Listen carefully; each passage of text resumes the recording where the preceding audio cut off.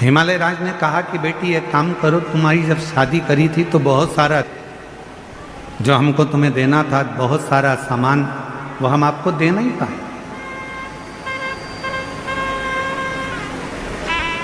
हमारा मन है कि वो सारा सामान हम आपके घर भेज दें।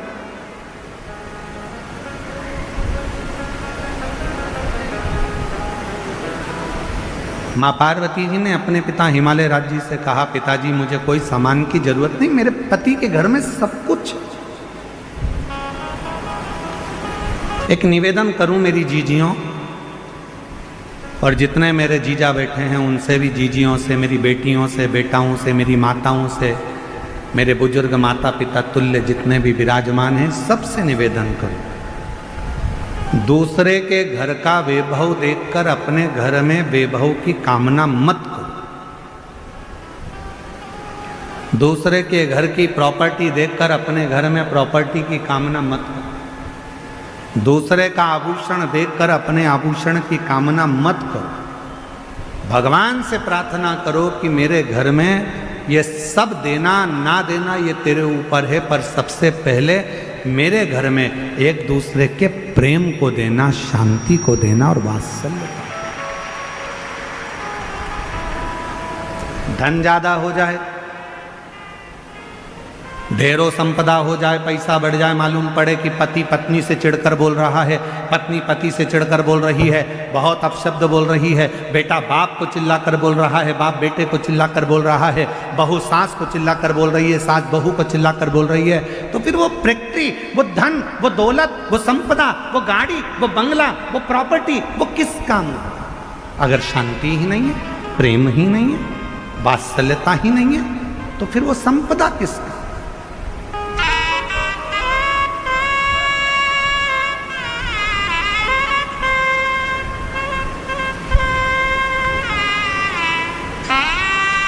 कई बार लोग कहते हैं गुरुजी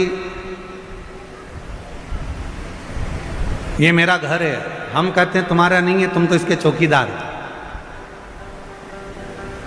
फिर कोई कहता है गुरुजी ये मेरी दुकान है, हम कहते हैं तुम्हारी दुकान नहीं, तुम इसके चौकीदार हो। फिर कोई कहता है गुरुजी ये मेरी जमीन है, हम कहते हैं जमीन तुम्हारी नहीं है, तुम इसके चौकीदार हो।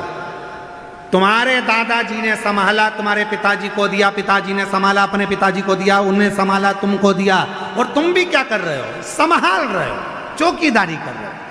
संभालोगे, अपनी औलाद को देखकर जाओगे, तुम्हारी औलाद क्या करेगी? संभालेगी, दूसरे को देखकर जाएगी। आपने और हमने जिंदगी में कोई काम नहीं करा, केवल चौकीदारी करी। इसलिए निवेदन है, चौकीदारी करते करते भी अपनी जिंदगी को खुश होकर जीने का प्रयास करो। ये तो सब यहीं छूटने वाला, जीवन का आनंद लेकर जाओ। 5 दिन की कथा माननीय राधा कृष्ण वीके पाटिल जी, माननीय श्री डॉक्टर सुजय वीके पाटिल जी, पाटिल परिवार द्वारा जो यहाँ आयोजित करी है, ये क्यों करी? केवल हृदय की प्रसन्नता, मन चित्त की प्रसन्नता से। और ये हम तो फिर कहेंगे, हमने जो पहले दिन कहा था आज फिर कह रहे हैं, कुछ मेरे शंकर भगवान ने कृपा करी होगी, तुमने जो सावन के महीने में 2-2 लोटा जल चढ़ाया होगा, तो शिव की कृपा से तुम्हारी शिरडी क्षेत्र में ये शिव महापुराण की कथा है। और ये उसकी उदारता से, और तेरी भाव से हम भगवान को भज रहे हैं, जिस भाव से हम भगवान को, अभी इतने पत्र, वो कल दीदी कर रही थी, गुरुजी हमारा पत्र नहीं पढ़ा। अब इसमें पहले छाटूं लीलाबाई का पत्र कौन सा, फिर पढ़ूं।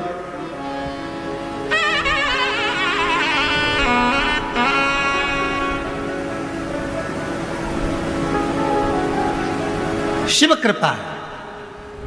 और ये सारे पत्र जितने भी हैं ना, इस पत्रों में एक ही चीज लिखी है, मेरे बाबा ने मेरे ऊपर ये कृपा कर दी, मेरे बाबा ने दे दिया, मेरे बाबा ने करुणा कर दी। ये उसकी उदारता है। और आज फिर कहते हैं, 5 दिन की आपने जो शिव महापुराण की कथा कार्तिक के पवित्र महीने में जो श्रवण करी है, 3 महीने के अंदर आपका भी पत्र इस व्यासपीठ पर जरूर पहुंचेगा, मेरा शिव जरूर होगा, ये निश्चित जरूर। आप शुद्ध भाव से कथा का रस तत्व, जैसे मां पार्वती जी पूछ रही थी, मां पार्वती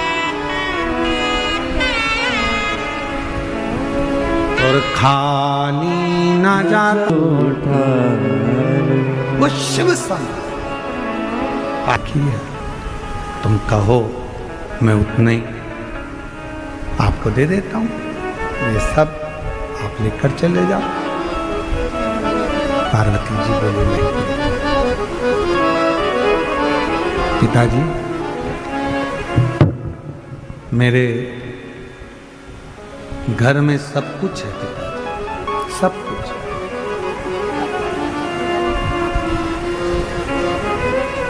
मेरे घर में कोई कमी नहीं है पिताजी, सारा सुख मेरे पति के घर में, सब सुख। कथा में अभी हम कह रहे थे कि दूसरे का वैभव देखकर, दूसरे की संपदा देखकर, दूसरे की दौलत देखकर कभी ना सोचें कि भगवान ने हमको ये नहीं दिया या वो नहीं दिया। भगवान को तो हर पल धन्यवाद दिया करो कि तूने जो दिया वो कम नहीं दिया, तूने जो दिया हमको कम नहीं दिया।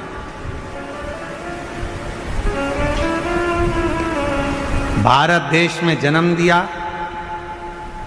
महाराष्ट्र की पवित्र भूमि दे दी, महाराष्ट्र में भी शिरडी का पवित्र क्षेत्र दे दिया, और शिरडी के पवित्र क्षेत्र में ये शिव महापुराण की कथा दे दी। इससे बढ़कर और क्या चाहिए? ये तेरी उदार, ये तेरी,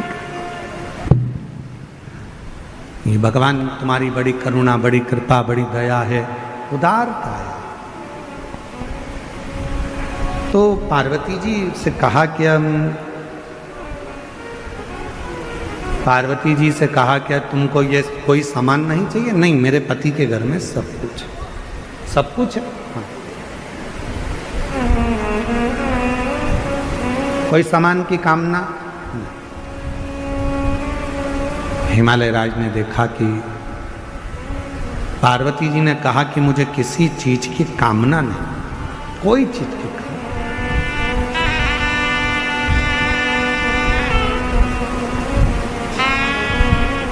मुझे किसी चीज की कामना नहीं।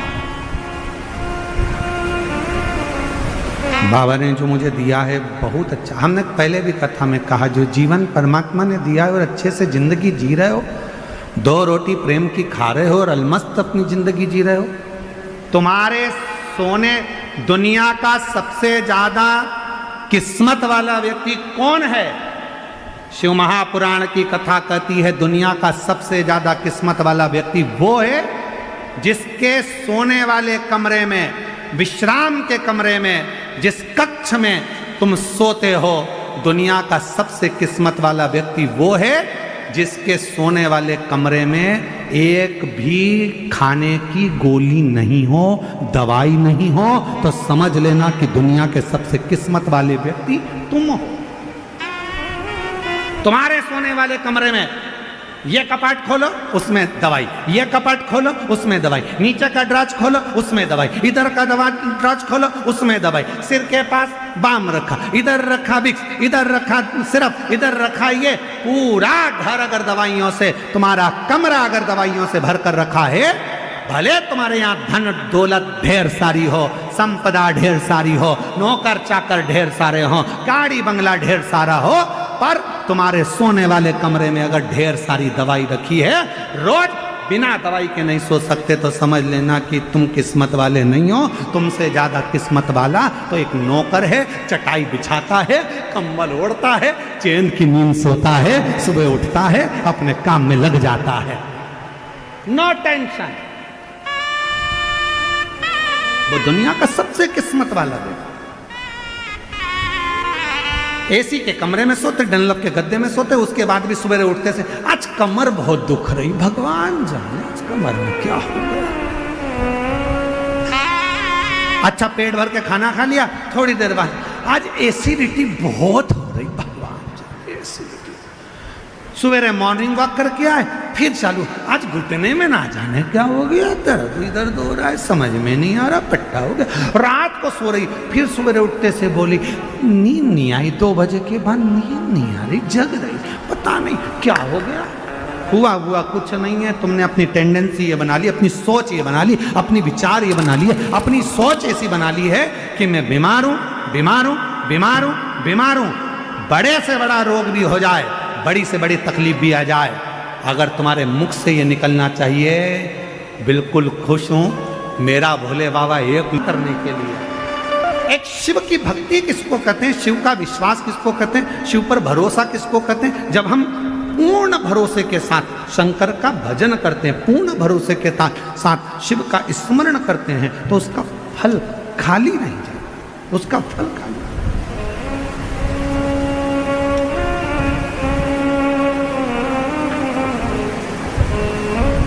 कोई सोचे मैं किस्मत वाला, मेरे पास इतना धन, मेरे पास ना ना, किस्मत किसको कहते, किस्मत वाला किसको कहते, जिसके एक भी दवाई कोई चीज की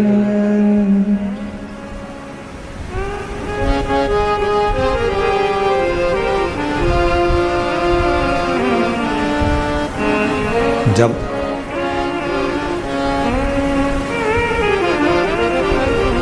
हम आप शिव पर पूर्ण आश्रित हो जाएं, पूर्ण आश्रित।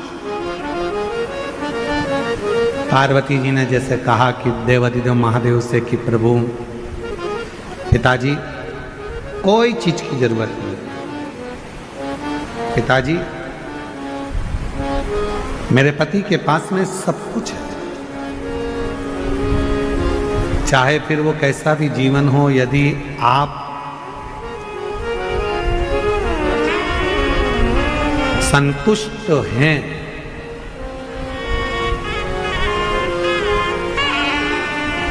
यदि आप संतुष्ट हैं तो छोटे से मकान को भी आप महल समझेंगे, छोटे से मकान। और यदि संतुष्ट नहीं है तो दुनिया की सारी खुशियां यदि आपको मिल जाए, सारा वैभव आपको मिल जाए, तो भी वो कम ही पड़ेगा, तो भी। मेरे देवाधिदेव महादेव को देखिए, और सतशीर्षा नाम यहां भी काम आता है जब कोई नारी के, स्त्री के रजस्वला धर्म की कोई तकलीफ हो, नारी को रजो धर्म से जुड़ी हुई कोई प्रॉब्लम हो, रजो धर्म से जुड़ी हुई, रजस्वला धर्म से जुड़ी हुई, 15 दिन 20 दिन तक रजो धर्म ही जा रहा हो, या रजो धर्म से जुड़ी हुई कोई प्रॉब्लम हो, या रजस्वला धर्म से जुड़ा हुआ कोई भी कारण हो, या पेट में दर्द हो, या तकलीफ हो, या कष्ट हो, तो केवल सतशीर्षा का नाम लेकर यदि शिवजी के शिवलिंग पर, जरा समझिएगा, जैसे ये शिवलिंग है और शिवलिंग है, सतशीर्षा का नाम लेकर अशोक सुंदरी वाली जो जगह है, यहां से जल चढ़ाते चढ़ाते शिवलिंग के चारों तरफ 7 बार यदि जल की धार लगाई जाए और उसी का जल झेलकर नंदी के पास बैठकर सतशीर्षा का नाम लेकर अगर पिया जाए, तो रजो धर्म से जुड़ी हुई जितनी भी तकलीफ हो, रजस्वला धर्म से जुड़ी हुई जितनी भी तकलीफें होती हैं, वो धीरे धीरे समाप्त होने लगती है। सतशीर्षा, वासुकी नाग जी की धर्म पत्नी का नाम है सतशीर्षा। शिव की बड़ी उपासक है सतशीर्षा।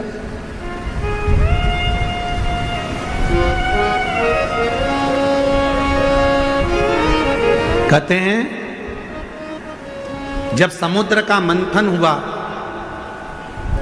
देवता और राक्षसों ने मिलकर मंथन करा और वासुकी नाग की नेति बनाकर, और मंथन करते करते जब सब लक्ष्मी, माणिक, मोती, ऐरावत, अप्सरा, गंधर्व सब आनंदित, विष, अमृत सब निकल गया, तब आखिरी में जो नेति थी, वासुकी नाग थे, उनको ले जाकर एक कोने में डाल दिया। घिसते घिसते घिसते घिसते वासुकी नाग का पूरा शरीर बेकार हो चुका था, पूरा शरीर बेकार हो गया। तब शिव महापुराण की कथा कहती है, सतशीर्षा ने अपने पति वासुकी से कहा कि तुम चिंता मत करो, तुम्हारे शरीर में बहुत कष्ट हो रहा है, मैं जानती हूं, मैं ये जानती हूं कि तुम्हारे शरीर में कष्ट हो रहा है, तुम चिंता मत करो। सतशीर्षा ने अपने पति के पास में बैठकर शिव के नाम का उच्चारण करना प्रारंभ करा। तब देव अधिदेव महादेव जिस जगह पर वासुकी नाग पड़े हुए थे, गिरे हुए थे, रखे हुए थे, क्योंकि शरीर की हड्डियां टूट चुकी थी, पूरा शरीर कंकाल हो चुका, मंथन कर, सतशीर्षा ने उनके पास में बैठकर शिव जी के नाम का उच्चारण करा और भगवान के नाम का जो उच्चारण किया, तब देव अधिदेव महादेव प्रकट हुए और भगवान वासुकी को शिव जी ने कहा कि तूने इतना कष्ट झेला है देवताओं के लिए, इसलिए मैं तुझे अपने गले में धारण करूंगा। वासुकी को सतशीर्षा के कहने पर वासुकी नाग को शंकर भगवान ने अपने गले में धारण कर दिया। सतशीर्षा वासुकी नाग देवता की धर्म पत्नी, एक ऐसी धर्म पत्नी जो भगवान शंकर की आराधना में, साधना में, भजन में, कीर्तन में, स्मरण में डूबी रहे, वो सब। और सतशीर्षा का ही क्रम करता है, सतशीर्षा की ही कथा करती है, सतशीर्षा की ही कथा वर्णन करती है, सतशीर्षा का ही चरित्र कहता है। कार्तिकेय बाबा से वर मांगा था सतशीर्षा कि कार्तिक महीने में यदि कोई शिव मंदिर में जाकर यदि कोई दीप दान करे, शंकर के मंदिर में यदि कोई दीप दान करे, शिव के मंदिर में यदि कोई दीप दान करे, तो हे प्रभु कार्तिकेय जी, कार्तिक महीने में यदि कोई शंकर के मंदिर में दीप दान करे तो ऐसी कृपा करना कि संसार सागर में वो बार बार जन्म ना लेकर शिव के धाम में ही स्थान ग्रहण करे, ऐसी कृपा कर। ये सतशीर्षा है।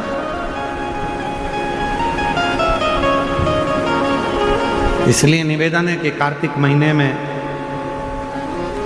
भगवान विष्णु और लक्ष्मी जी का जो भाव है, जो दीप दान करता है, जो दीपक दान करता है, शिव मंदिर में जो दीप लगाता है, इसलिए हमारे यहाँ कुबेरेश्वर धाम पर 20 अक्टूबर की दिवाली है, लोग वहाँ दीप दान करने के लिए आते हैं। 21 का खजाना रहेगा, उसके बाद में फिर 25 से 29 तारीख तक 5 दिवसीय ऑनलाइन शिव महापुराण की कथा चलेगी 1 बजे से 4 बजे तक।